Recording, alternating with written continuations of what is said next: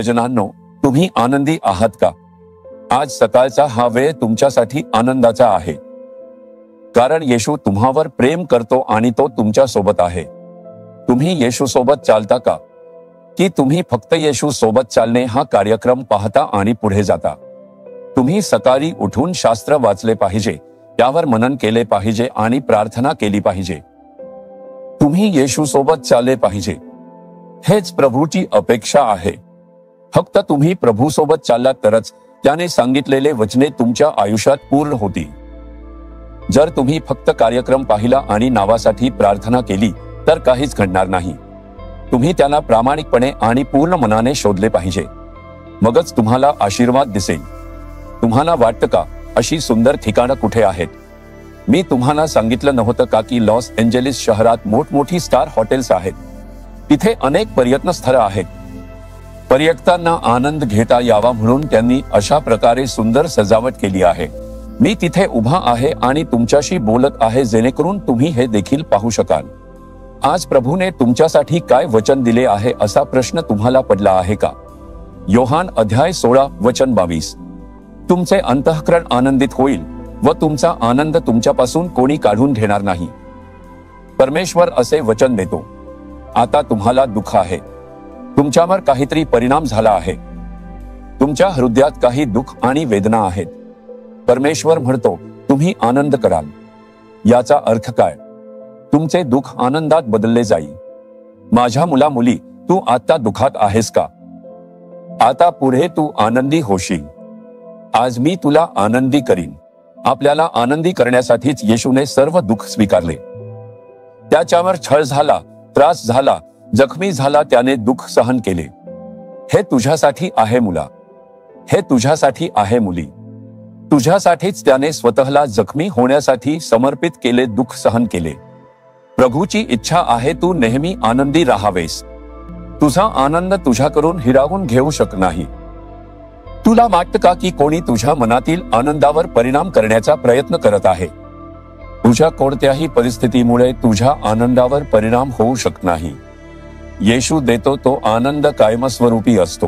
काय झाले तरी हा आनंद आपल्या हृदयात टिकून राहतो. हाच आनंद येशू देतो. यासाठीच त्याने क्रूसावर आपले रक्त सांडले. जर येशू तुझ्या हृदयात आला तर खरा आनंद तुझ्याकडे येईल. कोणीही हा आनंद हलवू किंवा काढू शकत नाही. तुझ्याकडे असा आनंद आहे का?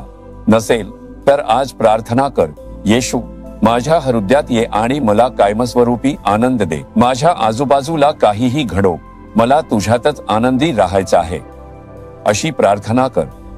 आजपासून तुला बदल दिसेल. कोणीही तुझा आनंद हिरावून घेऊ शकत नाही. हे आज जाणून घे, कोणतीही समस्या तुझा आनंद हिरावू शकत नाही. येशू ख्रिस्त देतो तो आनंद कायमस्वरूपी असतो. आनंदाने प्रभूचे स्तुती कर. प्रभू, तू दिलेल्या आनंदासाठी धन्यवाद. हा आनंद कायमस्वरूपी आहे आणि कोणीही तो माझ्याकडून घेऊ शकत नाही. जो कोणी प्रार्थना करतो, येशू माझ्या हृदयात ये आणि हा आनंद मला दे, त्यांच्या हृदयात तुझा खरा आनंद येऊ दे. येशूच्या नावाने आमेन, आमेन.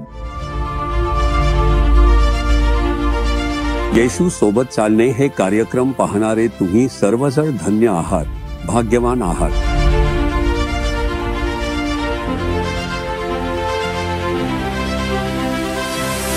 जगभरातील लाखो लोक हा कार्यक्रम पाहून बायबलमधील वचनांमुळे मिळणारे आशीर्वाद आणि येशू ख्रिस्ताच्या उपस्थितीमुळे मिळणारे आशीर्वाद अनुभवत आहेत.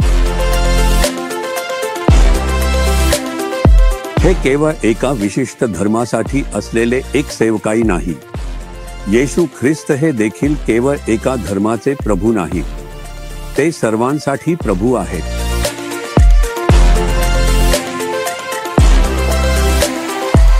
या बायबलमधील देवाचे शब्दही सर्व लोकांशी बोलत आहेत. म्हणून तुम्हाला ओळख असलेले मित्र, नातेवाईक कोणालाही प्रभूची ओळख करून दिल्यास त्यांनाही आशीर्वाद मिळेल.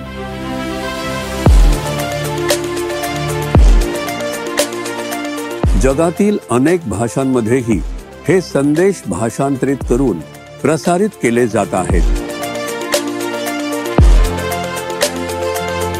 येशू सोबत चालणे हे कार्यक्रम तुमच्या मोबाईलवर यायचे असेल तर स्क्रीनवर दिसणाऱ्या मोबाईल नंबरवर संपर्क करा आणि क्लिक करा, म्हणजे दररोज सकाळी तुमच्या मोबाईलला पाठवले जाईल. प्रभू तुम्हाला आशीर्वाद करो. आमेन.